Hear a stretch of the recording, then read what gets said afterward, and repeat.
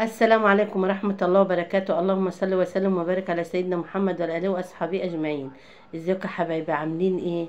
كل سنة وانتم طيبين. رمضان كريم، شهر الخير، شهر المودة، شهر المحبة. يرزقنا من حيث لا نحتسب يا رب العالمين. بص يا حبايبي، احنا النهارده هنتكلم عن رؤية الرجل العجوز في المنام بالنسبة للست المتزوجة أو الرجل أو البنت العزباء. بالنسبة للبنت العزباء، الرجل العجوز لو شفتيه مظهره كويس، مبتسم، بيضحك، حلو، يعني شكله مهذب قدامك وحاجة كويسة وصحته كويسة، ده بشرة خير لك وسماع أخبار سعيدة لك وزواج أو خطوبة لك قريب جدا. طيب لو شفت ان هدومه او شكله قبيح او هدومه وسخة او هدومه متقطعة او هو غير حسن المظهر، بتبقى الرؤية زوال، يعني عندك شوية هموم، مشاكل، متاعب.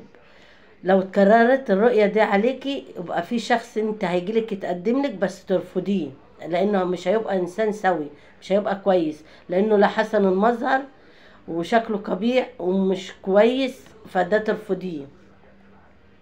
ده بالنسبة للرجل العجوز. طب لو شفت الرجل العجوز ومجهول وانت ما تعرفوهوش في المنام وجاي للبنت العزباء وشكله حلو، ده خبر انت مستنياه، هيجيلك من حيث لا تحتسبي، او عريس او خطوبة قريبة لك جدا وهتكوني انت مش كنت متوقعة لان هو كان مجهول. بالنسبة للست المتزوجة، الرجل العجوز في منامها لو شكله كويس، هدومه مهندمة ومهذب وكويس كده وصحته كويسة، بشرة خير، رزق داخل عليك، أخبار سارة، حاجة كويسة، ممكن حاجة كويسة في شغل جوزك، حاجة كويسة لبيتك، نجاح ولادك. طيب بالنسبة لو هو مجهول، حاجة كنتش تتوقعيها هتجيلك لما يكون حسن المظهر وبشوش كده وبيضحك وكويس. طيب لو هدومه لو هو شكله قبيح وهدومه متقطعة، دي هموم ومشاكل ومتاعب هتقابليها الفترة اللي جاية اللي انت شفت فيها الرؤية دي.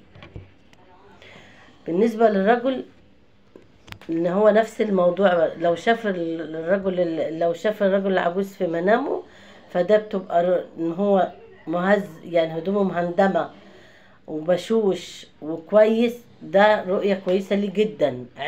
هتكون علو في مكانة في شغله، هتترقى، ورث جايله، حاجة كويسة جايله، اسمع اخبار سعيدة جايالك، حاجة سارة هتتقابلك، ده الرجل العجوز.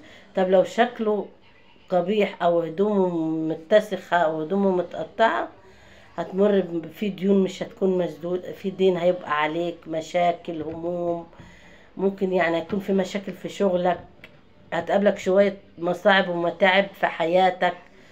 ده الرجل العجوز ورؤية الرجل العجوز في المنام يا جماعة. واللي عنده اي استفسار او اي رؤية يخش معايا تحت الفيديو، تحت في الكومنتات يكتب لي، وان شاء الله انا اكون معاكم وهرد عليكم باذن الله. وبشكركم جدا على التعليقات الجميله اللي انتوا بتكتبوها لي يا حبايبي، وكل سنه وانتم طيبين. اللايك والشير عشان يوصلكم كل فيديو جديد انا بنزله. والله اعلى واعلم. كل سنه وانتم طيبين.